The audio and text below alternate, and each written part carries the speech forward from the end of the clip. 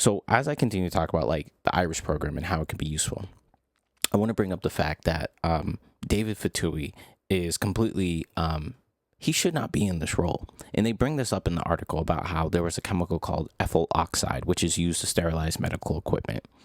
And in 2016, the Irish program found through its testing, which apparently does take time, and there are certain issues that people have with how it is conducted, but they had a reassessment and they found out after this time that the chemical was a more potent carcinogen than they believed, right?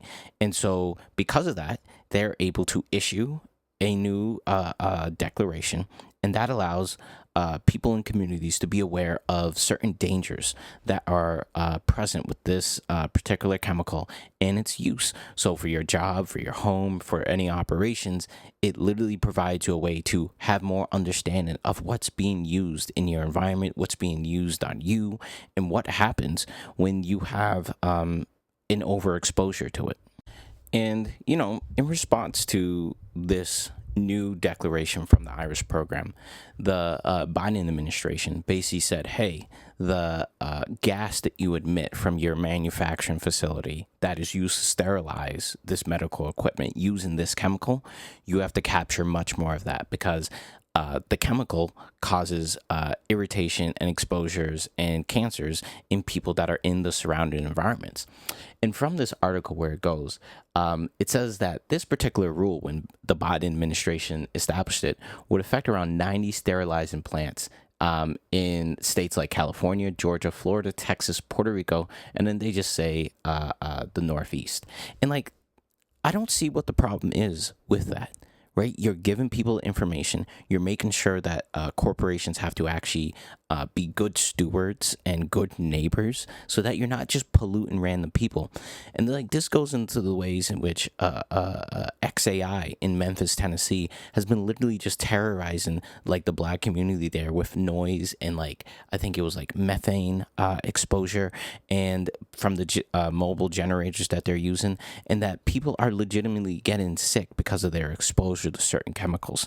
And in this day and age in which we have the ability to minimize the literal negative effects of exposure to certain chemicals, you can also make sure that people are safe in the same vein.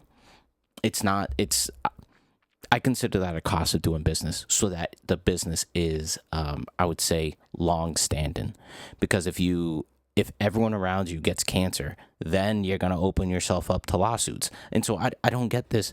I don't get this idea that you don't have to prioritize the health of the people around you, because America is a very, very litigious society. People will sue if you're going to make them sick and they get cancer and they die, and then they don't have enough funding to actually deal with it. And so that's a good regulation to make sure that the business can operate as it needs to, and the people and their I would say negative outcomes can be minimized, so that people don't have to sue, so that the corporation can still operate and the people can live safely around it. But these people don't believe in kind of the relationship that you need to have between what you expose people to, the money that you generate, and the health of the people around you. They literally just want to kill everyone. And it doesn't make any sense, because you're going to get sued. The regulations are there to help the business. And this is what kind of irritates me so much, because if you were smart at all, you would follow the regulations so that you don't expose people to health effects, so that you never have to get sued.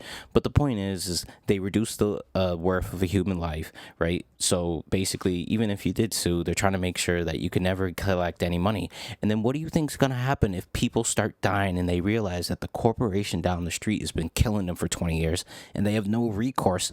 It's going to get to a point in which they will lose their mind, and that corporation, like that warehouse in California, even though whatever, might go kaboom. But that's the point.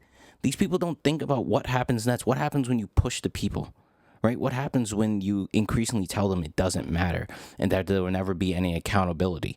That's when people start taking it into their own hands, because they give the power to the government so that it does that on their behalf. That's why we give them our tax dollars.